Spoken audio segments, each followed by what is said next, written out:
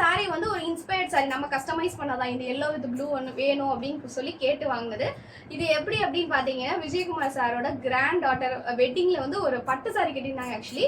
So அதை வந்து ஏதாவது ஒரு சாரியில் நம்ம கொண்டு வரணும் அப்படின்னு நினச்சிட்டே இருந்து கொண்டு வந்த சாரி தான் இது. நல்ல ஒரு எல்லோவில் உங்களுக்கு வந்து ஸ்கை ப்ளூவில் பார்டர் வரும். ரொம்ப யூனிக், டிஃப்ரெண்ட், செம்மையாக இருக்குங்க. பெக்யூலியர் கலர் அண்ட் ரிசல்ட்டும் அட்டகாசமாக வந்திருக்கு. செம்ம ஹாப்பி இந்த சாரியை பார்த்துட்டு.